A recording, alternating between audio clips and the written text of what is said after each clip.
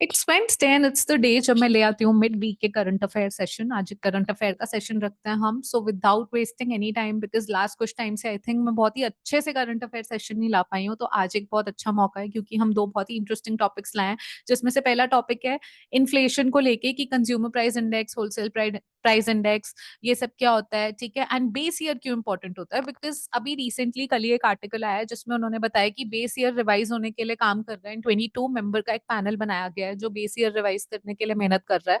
तो base year revise करने से होगा क्या, ये इंपॉर्टेंट क्यों है, ये तो हम समझ लें। तो इसके लिए ये वीडियो मैं आपके लिए ले आई।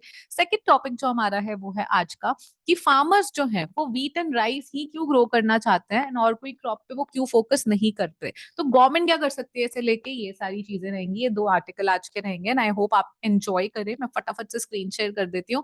And guys I really hope आप असाइनमेंट्स एंजॉय कर रहे हैं। And season 1 is coming to an end very soon.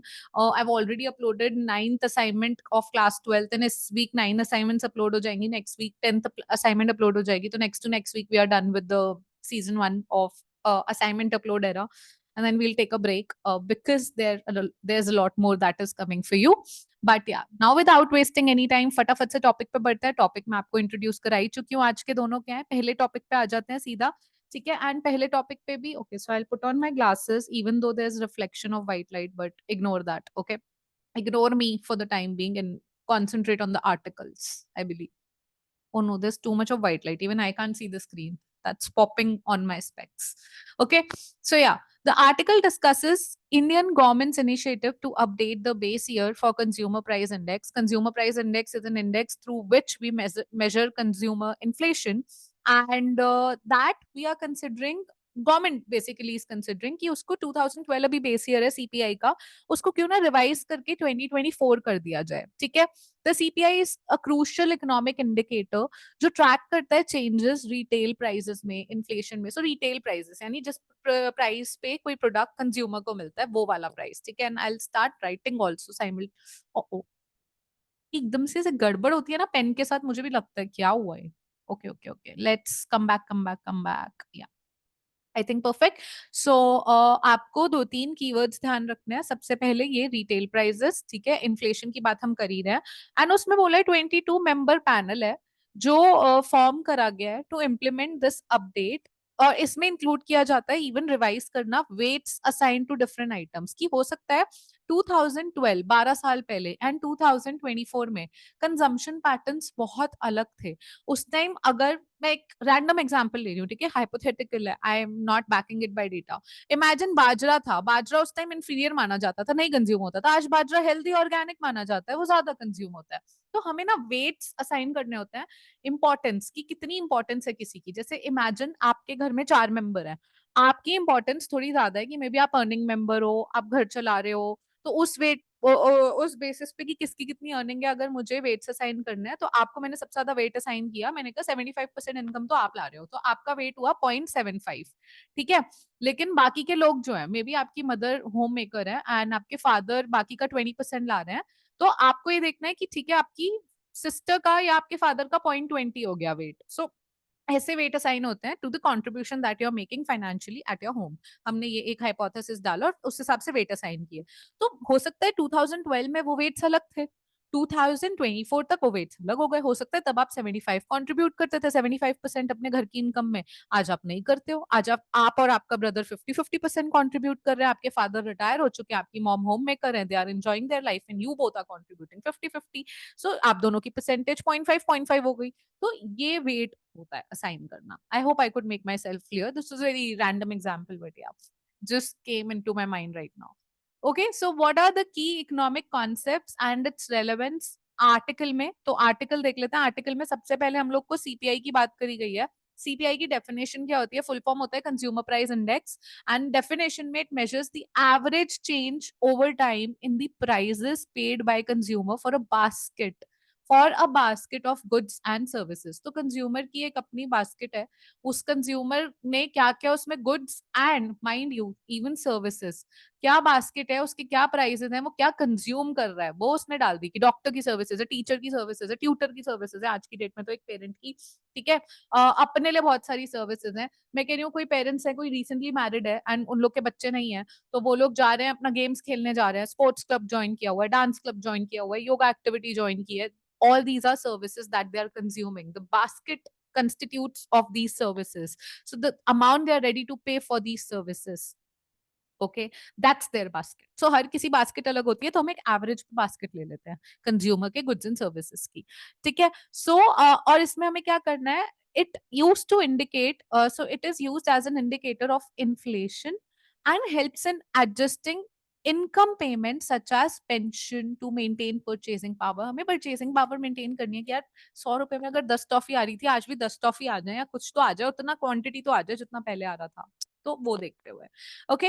Application क्या है इस आर्टिकल में, सीपीआई की क्या बात हुई है कि सीपीआई का करंट बेस ईयर जो है, जैसे मैंने बोला 2012 है, ठीक है, meaning it uses 2012 as a reference year comparison के लिए। हम कंपेयर करते हैं ना, ओ इतने सालों में प्राइसेस इतने बढ़ गए, सीपीआई में उन्होंने बेस ईयर 2012 लिया है, तो अब हम बोलेंगे ओ 12 साल में इतने बढ़ गए, बट यार 12 साल में भी बहुत चेंजेस और भी आ गए, गवर्नमेंट, डीमोनेटाइजेशन, जीएसटी, पैंडेमिक, इतनी चीजें आ चुकी, तो उसको थोड़ा रिवाइज करना तो बनता है ना। 2012 से क्या कंपेयर करने चल दिया, 12 साल का डिफरेंस में दुनिया बदल गई यहाँ पे, ठीक है। हम यहाँ पे फिफ्थ लार्जेस्ट इकोनॉमी बन के बैठे हुए हैं, और हम इमेजिन कर रहे हैं कि उस टाइम हम जहाँ थे वहां से हम कंपेयर करें खुद को, which is wrong, I would say, ठीक है। And that's also what something government is considering. So the panel aims to update this base year to 2024, which would be better reflect the current consumption pattern by 2024। So I had this question, why 2024? So I could get one answer। जब base year बनाता है ना कोई panel, ये हम आगे भी discuss करेंगे, बट जब कोई पैनल बेस ईयर बनाता है ना गाइस, सो वो कोशिश करते हैं वो वाला ईयर ले जिसमें फ्लक्चुएशन कम से कम आई हो और स्टेबिलिटी हुई हो, क्योंकि पैंडेमिक ईयर्स आप 2019 के बाद से तो नहीं ले सकते, क्योंकि फ्लक्चुएशंस आई, उसके बाद से इकोनॉमी रिकवरी करने की कोशिश कर रही थी, अब फाइनली इकोनॉमी थोड़ा रिकवर हो रही है, तो वो ईयर्स आप नहीं ले सकते। उससे पहले आपका जीएसटी आ गया था 17 में, 16 में डीमोनेटाइजेशन आ गया था, सारे 14 में गवर्नमेंट चेंज हो गई थी, तो बहुत सारे चेंजेस आ रहे थे। अब जाके एक स्टेबिलिटी ईयर हम कंसिडर कर सकते हैं अपने माइंड में, अभी भी ऐसा नहीं कि कर ही सकते हैं। this shall too pass, I mean let this year pass, we cannot say anything more, but we are considering this, okay। that is something what government is doing now। wholesale price index क्या है, wholesale price index measure करता है आपका average change in the prices of goods at wholesale level. Wholesale मतलब consumer के पास नहीं आया खर्चा करने, बस अपने पहले प्रोड्यूसर के पास से जो बना है ना टी शर्ट, वो निकला है, फैक्ट्री से निकलते ही होलसेलर के पास पहुंचा है, होलसेल मार्केट में, जहाँ पे होलसेलर भी कोई एक दो पीस नहीं बेचता, बल्क में बेचता है, वहां किस प्राइस पे बिक रहा है। जैसे फॉर एग्जाम्पल मैंने एक टी शर्ट प्रोड्यूस की, मेरी फैक्ट्री है, मेरे को तो उसकी कॉस्टिंग सब मिला के, फैक्टर्स ऑफ प्रोडक्शन को दे के 300 रुपीज आई, ठीक है। उसमें मैंने इंक्लूड कर लिया फैक्टर्स ऑफ प्रोडक्शन क्या थे, यानी लैंड की कॉस्ट क्या थी, लेबर की कॉस्ट क्या थी, कैपिटल की कॉस्ट क्या थी, और मेरी ऑन्टरप्रिन्योरशिप स्किल्स की कॉस्ट क्या थी, वो सब इंक्लूड करके मैंने कहा कि मेरा तो शर्ट जो है वो 300 रुपीज का बन रहा है।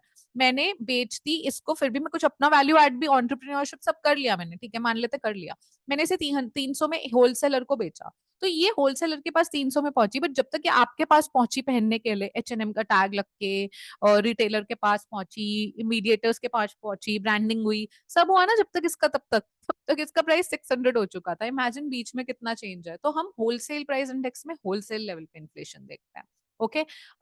सो या I hope that's okay, and I think मेरा स्क्रीन शेयरिंग कहाँ रुक चुका है, आई एम नॉट श्योर, आपको क्या दिख रहा है। I will stop share for a while so that there's no confusion, because otherwise ना वीडियो रिकॉर्ड होके आ जाती है, जब मैं चेक करती हूँ तब कंफ्यूजन होती है, तो भाई तब बहुत बुरा लगता है इतनी लंबी वीडियो में कंफ्यूजन। या so by the way, this was to also tell you कि our videos are not edited, and this is a very raw video that you see, every video of mine, I'll just start and end, like I start from the scratch, end uh the topic then and there, and we don't edit, okay। So yeah, right now we don't, later on also we feel जितना raw रहे हैं उतना अच्छा है, ठीक है। Purpose क्या है डब्ल्यूपीआई का, पर्पस है डब्ल्यूपीआई का कि डब्ल्यूपीआई यूज हो रहा है मॉनिटर करने के लिए प्राइस की मूवमेंट्स होलसेल मार्केट में, क्योंकि रिटेल में तो इन्फ्लेशन आ गया ना, महंगाई आ गई, जगह आ गई, ट्रांसपोर्टेशन कॉस्ट आ गई कितनी है, लॉजिस्टिक कॉस्ट आ गई। भाई इंडिया, मैं दिल्ली में बना रही हूँ, फैक्ट्री मेरी दिल्ली में है, अब दिल्ली से कोई प्रोडक्ट महाराष्ट्र जा रहा है और दिल्ली से वही प्रोडक्ट केरला जा रहा है और दिल्ली से वही प्रोडक्ट जम्मू जा रहा है और दिल्ली से वही प्रोडक्ट सिक्किम जा रहा है, तो हर चीज की कॉस्टिंग भी तो अलग हो जाएगी ना प्रोडक्ट की, उसमें और अपनी बहुत कॉस्ट जुड़ जाएंगी, तो हम ये तो नहीं बोल सकते कि यूनिवर्सल रहे। तो इसलिए होलसेल लेवल पे मूवमेंट क्या है, कई लोग मानते हैं कि रिटेल मत देखो क्योंकि यार वो बहुत फैक्टर्स पे डिपेंड करता है, होलसेल लेवल देखो। ठीक है, तो हम होलसेल भी देखते हैं ताकि हमें पता चले अगर होलसेल और सीपीआई में ज्यादा डिफरेंस आ रहा है, इसका मतलब वो इन्फ्लेशन की वजह से, लॉजिस्टिक कॉस्ट या कोई और कॉस्ट की वजह से। ओके, सो या एंड सर्विसेज इंक्लूड नहीं होती इसमें। Then index of industrial production पे आ जाते हैं। इंडेक्स ऑफ इंडस्ट्रियल प्रोडक्शन क्या है, मेजर करता है ग्रोथ किसमें, in the production of industrial sector including manufacturing, mining, electricity. It is an indicator of the overall industrial activity in the. Okay, that's it. Then purpose क्या है, IIP का purpose देख लो। IIP का purpose होता है आपका to provide insight into the level of industrial activity and help the policy makers understand economic environment, make informed decisions and all these things. Okay, so that's the scene. Then base year क्या होता है, base year होता है guys कोई भी ऐसा साल जो यूज होता है कंपैरिजन के लिए। मैं कह रही हूँ ना, हमारे दादी दादी नानी क्या बोलते थे कि हमारे टाइम पे तो महंगाई इतनी होती थी, हमारे टाइम पे तो एक चीज 2 पैसे में मिलती थी, आज तुम्हारे को तो 2,000 में भी मिले कोई वो नहीं है। अरे वो कंपेयर ही कर रहे हैं, वो बस ज्यादा लंबा कंपेयर कर रहे हैं, इतना हमने लंबा बेस ईयर नहीं रखा है, उतनी सी बात है। वो भी इकोनॉमिकली बात कर रहे हैं, बेस ईयर की बात कर रहे हैं। अब मुझे जाके समझ आता है इकोनॉमिक्स पढ़ने के बाद कि सारे इतने टाइम से इकोनॉमिक्स ही समझा रहे थे जो कभी समझ नहीं आई थी। बट या ठीक है, सो कोई भी बेस ईयर हम लेते हैं, जैसे 2012 है अभी बेस ईयर, सपोजिटली हमने अब 2012 को बेस ईयर करा है तो उसका वैल्यू हम 100 ले लेंगे। तो आज अगर उस प्रोडक्ट का प्राइस 150 है तो मैं बोलूंगी 50% बढ़ गए प्राइसेस। तो ऐसे कंपैरिजन हो जाता है। ठीक है, बहुत ही ब्रॉडली बोला है मैंने। एप्लीकेशन आर्टिकल में इसका यूज कैसे हुआ है, आर्टिकल में इसका यूज मेन इसलिए है क्योंकि हमने बोला है कि हमें शिफ्ट करना है to the new base year, और ये क्रूशल है मेंटेन करने के लिए द एक्यूरेसी ऑफ सीपीआई, कि यार थोड़ा एक्यूरेट रहे। बहुत डायनेमिक्स, बहुत चीजें चल रही है जो फ्लक्चुएशन में जो अफेक्ट कर रही है इकोनॉमी को, बहुत इंडिकेटर्स अफेक्ट कर रहा है। ठीक है, it ensures that the index reflects current economic realities. बहुत ही अच्छी बात लिखी, करंट इकोनॉमिक रियलिटीज। ठीक है, by updating the base year the CPI will better capture inflationary pressures consumer face today rather than those prevalent in 2012 because it were not, demonetisation नहीं हो गई थी, जीएसटी नहीं आ गया था, पैंडेमिक नहीं आ चुका था, टेक्नोलॉजी इतनी एनहांस नहीं हुई थी, एआई नहीं आई थी। कितने सारे फैक्टर्स हैं जो अब इनकॉर्पोरेट करेंगे, क्योंकि यार हर फैक्टर अगर लग रहा है तो वो प्राइस भी तो बढ़ाएगा ना अपना। अब आज हम बोलते हैं एआई टूल्स इतने आ गए, मेरा एक सवाल है, एआई टूल्स आ गए, बहुत आ गए, मैं जाती हूँ मैं सोचती हूँ एआई टूल आ गए मेरी जिंदगी आसान हो गई, कैसे हो गई? उसके मंथली चार्जेस देखें कितने कितने हैं। ठीक है, यू हैव टू पे like 2,000 to 4,000 rupees per month to access maybe GPT-4, or to access, I'm not saying it's all hypothetical because there are lot many, I feel at times कि यार presentation मेरी ऐसे बन जाती, मुझे ना मेहनत करनी पड़ती, फिर मैं सोचती हूँ एआई टूल देखती हूँ, मैं AI tool top 5 top 10 search करती हूँ यूट्यूब पे जाके, देन मैं उनको लिंक डाउनलोड करती हूँ, जब मैं उनको फाइनली कर लेती हूँ, इतनी मेहनत करके फाइनल तक आती हूँ ना डाउनलोड तक तक तक वो बोलता है इतना पे कर दीजिए और हम आपको दे देंगे। तो मेरा मेहनत का क्या टाइम खराब हुआ ना, उतने में तो मैं अपनी 10 पीपीटी बना लेती बैठ के आलस के चक्कर में। Understanding where I am coming from, so even AI is not free, everything has a cost, and that cost will add up into the price, and that price will add up to inflationary pressures for a consumer that he's facing today, which were not prevalent in 2012. I think that's what we are trying to convey here. All right, so I think I've made myself more than clear. So yeah, and weighing का मतलब, जैसे मैंने आपको family का example लेके बहुत अच्छी चीज बता दी कि एक बास्केट में कोई चीज की इंपॉर्टेंस आपके लिए कितनी है, कि मेरे लिए मे बी मेरे को चावल बहुत पसंद है, आपको रोटी खाना ही पसंद है, आप चावल खाते ही नहीं, तो आप चावल को अपनी बास्केट में कोई वेट नहीं दोगे क्योंकि आपके लिए उसकी इंपॉर्टेंस नहीं है। पर मेरे लिए चावल 70% कंज्यूम होता है तो मैं तो उसे 0.7 वैल्यू दूंगी वेट, क्योंकि भाई मेरे लिए चावल बहुत इंपॉर्टेंट है, मैं तो चावल के बिना जिंदा नहीं रह सकती। राइट, हर किसी का अपना कंज्यूमर का पर्सपेक्टिव, हम एवरेज आउट कर लेते हैं कुछ बेसिक चीजों का, तो कुछ चीजों का वेट ज्यादा होता है एक नॉर्मल रैशनल कंज्यूमर के पर्सपेक्टिव से, जैसे रोटी चावल है, ठीक है, इनका वेट अच्छा खासा होता है, तो ऐसे कुछ चीजों का वेट अच्छा माना जाता है कि अच्छा as in the number quantity, कि okay right, rice and wheat are consumed in every household, and वो तो इंपॉर्टेंट है एक कंज्यूमर बास्केट में, तो उसका वेट होगा, ठीक है, इतना होगा, 0.2 होगा, पॉइंट जितना भी होगा, मतलब इतना नहीं होता। मैं आपको एक हाइपोथेटिक, मैं आपको बस ये समझाना चाह रही हूँ कि वेट सकते हैं हमारा क्या मतलब है, क्योंकि मेरे को भी ऐसे नहीं समझ आता था जब मैंने पहली बार स्टेटिस्टिक्स पढ़ी थी और उसमें वेट्स आया था ये अलग अलग लास्पेज इंडेक्स पास्टेज इंडेक्स निकालने के लिए। मुझे समझ नहीं आता था वेट क्या है. Now that I get to know what weights are, so I need to explain it to you in the layman terms, in the best possible terms that I can. Okay, real life example देख लेते हैं guys. Real life example में during कोविड-19 pandemic consumption patterns जो थे house hold के वो significantly change हुए हैं एंड इंक्रीज स्पेंडिंग होने लगी है health related services and technology पे. While spending on travel and dining out decreased, even though I won't agree a lot.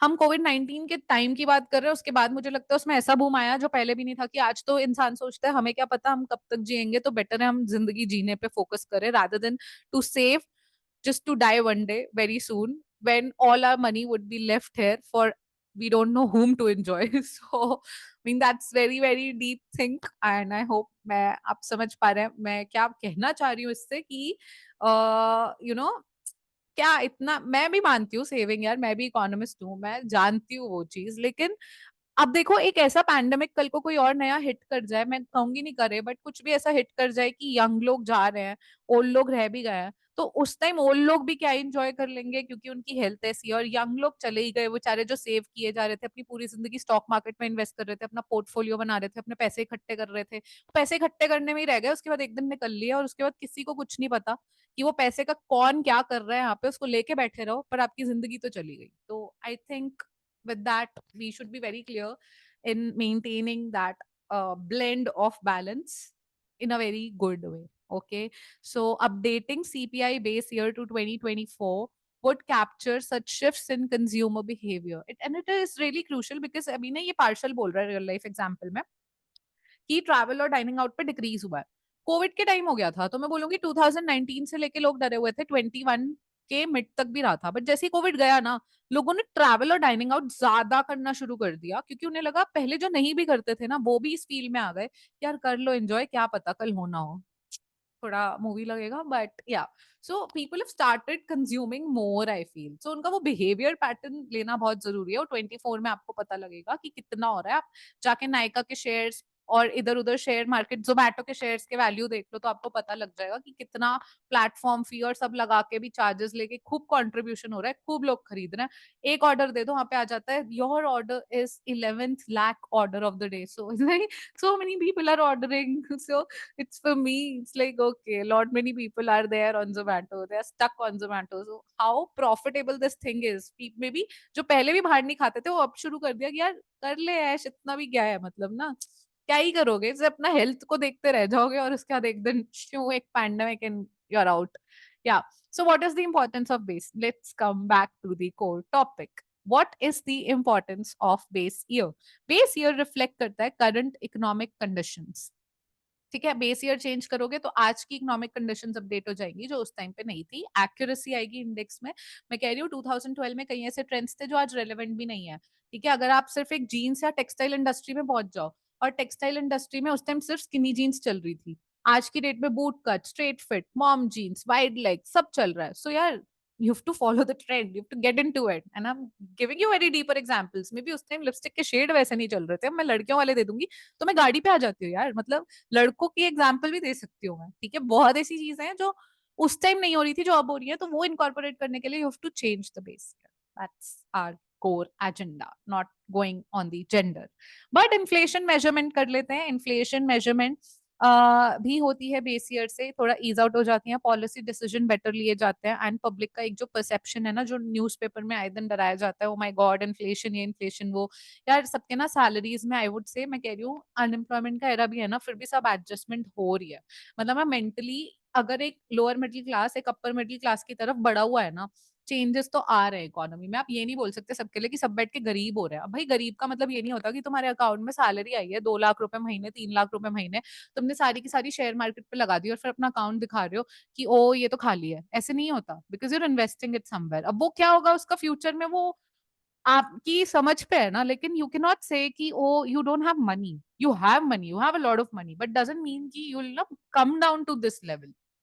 So you have to focus on that. So public perception is also very important in share market, stock market. Mein recently you can see India ka stock market is behaving in a way when I feel it is not concerned from anybody, जिस that होता है, concern भी होता है। अब Paytm पे थोड़े regulations और सेबी ने थोड़े छापे मार दिए, आगे उसके बुक्स में नाम तो उसके शेयर प्राइसेस ने दिखा दिया, लेकिन अदरवाइज आई एम सेइंग कि Indian stock market is still doing very well because a lot many new entrants are coming there. So yeah, we'll conclude that finally it's important to make considerations into the base year change. For me, the importance of this article was to explain and to understand, if you know the importance, कि base year की बात भी क्यों हो रही है change करने की, base year होता क्या है और base year से फर्क क्या पड़ता है, उसके लिए भी पता होना चाहिए सीपीआई क्या डब्ल्यूपीआई. तो मैं तो इसलिए ये आर्टिकल लाई थी.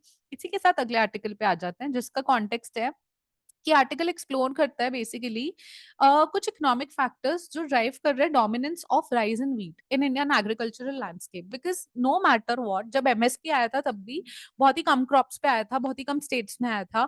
राइस एंड व्हीट पे हमेशा से सब प्रेवलेंट रहा है और फोकस भी राइस एंड व्हीट पे ही रहा है. तो राइस एंड व्हीट डोमिनेट क्यों कर रहा है हमारी मार्केट को, जबकि अब तो इतने पल्सेस, इतना इतनी तरह की क्रॉपिंग पैटर्न्स, इतने तरह के फैसिलिटीज, पेस्टिसाइड्स, मशीनरी, सब कुछ है. Even then, why rice and wheat are dominating? So there's something which we need to address, which we are going to do today. Okay. So although other crops like maize, tur, हमें tur dal पे एक बहुत अच्छी video बनाई थी, I'll link somewhere tur dal video, go and watch. Arhar dal, tur dal, pigeon pea. ठीक है. Groundnut might offer higher net gains per kilogram. So you have to focus. ठीक है. अदर जगहों पे also अगर नहीं हो रहा तो क्यों नहीं हो रहा वो पता करेंगे. सबसे पहले की इकोनॉमिक कॉन्सेप्ट यहाँ भी कौन सा है, एमएसपी देख लो यार. मिनिमम सपोर्ट प्राइस होता है, एक ऐसा फिक्स प्राइस होता है किसी भी क्रॉप पे जो फार्मर को मिलेगा ही मिलेगा regardless of the market price. अगर उनकी क्रॉप नहीं बिकी तो वो वेस्ट नहीं होगी, वो लॉस में नहीं जाएंगे, उन्हें उतना मिनिमम प्राइस सरकार देगी पर देगी. तो ये आपका एमएसपी कहता है, minimum support price, that government is supporting in a way minimum. तो आपको इतना मिलेगा ही. And with that, okay guys, excuse me. As I said, I'm still recovering. If I'm not mentioned in this video, I am today in a go recording 2-3 videos. So yeah, I'm still recovering, but yeah. Yeah. So let's continue with the video. It is intended to provide farmers with a minimum profit. Okay, minimum profit for their harvest. So ये चीज करनी बहुत important है. इसके अलावा application in article. So article जो हमने पढ़ा उसमें क्या था, उसमें था कि राइस एंड व्हीट आपका जो है, राइस एंड व्हीट ना क्या होता है, बेनिफिट हो रहा है एमएसपी से, क्योंकि वो गारंटी कर रहा है एक minimum price per kilogram leading to a high net income per hectare. जैसे एग्जांपल के तौर पे राइस है, मैं ना इससे छोड़ो, अपॉर्चुनिटी कॉस्ट तो पता होगा आप लोग को, मैं ना यहाँ आना चाहूंगी, सब छोड़ो, आप ये टेबल पे आओ. ये एक टेबल थी न्यूज़पेपर में, अब इसमें कुछ हेड्स हैं, आप ये देखते जाना.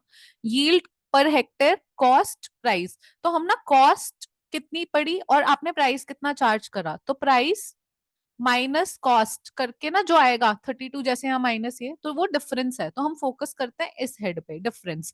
डिफरेंस को हम मल्टीप्लाई कर देंगे यील्ड से, कि पर हेक्टेयर कितना यील्ड आ रहा है उस क्रॉप का. तो हमें पता चलेगा कि इनकम पर हेक्टेयर उस क्रॉप की कितनी है.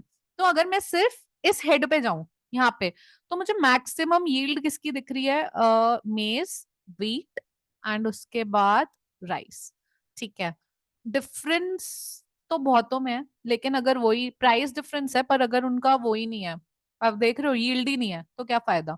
इनकम देख लेता है, चलो फाइनल हेड पे आते हैं, इनकम देख लेता है. इनकम सबसे ज्यादा किसकी है, ओ इनकम है सबसे ऊपर टॉप पर ही है, अरेंज्ड ही है क्या, फिर ये है. ओके, ये भी है यार कोई, ग्राउंड नट. ओके.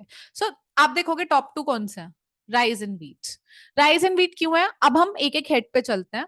यील्ड पर हेक्टेयर सबसे ज्यादा जो है वो इन लोगों की है, इन क्रॉप्स की. मेज की भी है, लेकिन मेज के साथ शायद दिक्कत ये होगी कि प्राइस डिफरेंस ज्यादा नहीं मिल रहा होगा. यस, प्राइस गैप ज्यादा नहीं है, कॉस्टिंग भी ज्यादा पड़ रही है ना, तो वो यील्ड ज्यादा दे रहा है पर महंगा भी पड़ रहा है, तो क्या फायदा.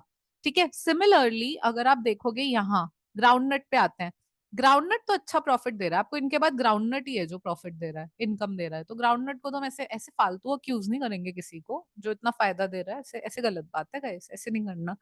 ठीक है. तूर दाल देखोगे यील्ड ही नहीं दे रही है, कितनी कम है यील्ड इसके बाकियों के कंपैरिजन में, सिमिलरली बाकी क्रॉप्स की.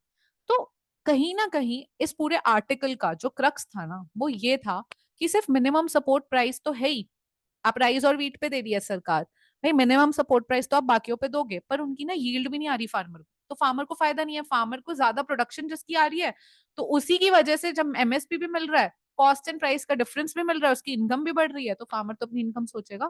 फार्मर कैसे गलत हो सकता है 100% यहाँ? नहीं हो सकता। सरकार को ऐसे में क्या करना चाहिए? मोनोक्रॉपिंग से हटो, एक सिंगल क्रॉप वो उगा रहा है उसको कुछ बेनिफिट दो, सब्सिडी और ज्यादा, जो कॉस्ट और कम करो चीजों की। जो मिनिमम सपोर्ट प्राइस है वो सिर्फ राइस और व्हीट पे इतना क्यों किया आपने, बाकी किसी चीज पे करो जिससे और प्रॉफिट है। So that is something that needs to be changed, and which is what the crux of this article was, which is why I'm saying comparative advantage, opportunity cost सारे same concept हैं। बाकी article मैं आपके लिए दे दूंगी group पे, Telegram group पे, वहां जाके एक बार पढ़ लेना। But I think, I hope आप क्रक्स समझे हो। एंड एक रियल लाइफ एग्जांपल देख लेते हैं, जैसे पंजाब एंड हरियाणा में ग्रीन रेवोल्यूशन ने एक सिग्निफिकेंट शिफ्ट लाया राइस और व्हीट प्रोडक्शन की तरफ, जिसको सपोर्ट करा एमएसपी ने एंड गवर्नमेंट की प्रोक्योरमेंट पॉलिसीज ने। सो इसी तरह इंट्रोडक्शन जो होता है हाई यील्ड वेराइटीज का एंड इंटेंसिव इरिगेशन ट्रांसफॉर्म, ये स्टेट्स को ना ट्रांसफॉर्म किया इन चीजों ने। सो वो सिर्फ राइस और व्हीट पर आया, लेकिन उसने एनवायरमेंटल चैलेंजेस भी लाए। So we need to focus on other crops and other factors as well, जो कि गवर्नमेंट का एजेंडा होना चाहिए। And which is why I felt this table was very important, and I will definitely use this table in one of the question making for CUET in season 2. I'll bring it. I'm going to bring a season 2, so I'll use that there. So basically implications क्या है? Economic efficiency क्या होता है? जो occur होती है when resources are allocated in a way that maximises production of goods and services. So economic efficiency की बात हो रही है, environmental sustainability, then agricultural differentiation, diversification. सो ये सारी चीजें आ जाती हैं। ऑल इन ऑल इसका कंक्लूजन ये था कि एमएसपी को थोड़ा ब्रॉडर होने की जरूरत है, थोड़ा डाइवर्सिफाई होने की जरूरत है। सिर्फ राइस और व्हीट पे ना फोकस करके गवर्नमेंट को बहुत अलग अलग फैक्टर्स पे भी जाने की जरूरत है, ताकि फार्मर्स, हम ना खाली इस पे फार्मर्स का ब्लेम नहीं निकाल सकते कि वो फार्मर्स की ही गलती है कि वो क्यों ऐसा कर रहे हैं। वो इसीलिए कर रहे हैं क्योंकि उन्हें बेनिफिट हो रहा है। एवरीबडी, यार आप लोग हो, मेरी वीडियो देख रहे हो, कल को आप कोई बिजनेस करते हो, जॉब में जाते हो, तो अभी तो अपना बेनिफिट देखोगे ना। अगर कोई एक कंपनी है, सपोजली डिलॉइट है, वो आपको से 1 लाख पर मंथ दे रही है, और ENY है, वो आपको 1,20,000 per month दे रही है, you will definitely go to a company which is offering you more income, right? A business person eventually will move towards the product which will offer more profit. So why are you blaming only farmers? Ki, oh, why are they going towards rice and wheat when there are multiple other factors as well which we need to consider? Which again you can go to that table in my Telegram group and PDF download करो, उस table पे जाओ, दोबारा से और deeper analysis कर सकते हो तुम। बहुत ज्यादा एनालिसिस हो सकता है एक ही टेबल से, एंड बहुत सारे फैक्टर्स आ सकते हैं। So that is up to your creativity how well you want to dig into it. With that, I would want to end this video, and thank you so much for showing so much of love to Equipoise classes. Truly means a lot to me. And keep watching my videos. I'll come up with another video, and till then, take care guys. Thank you so much, and bye bye.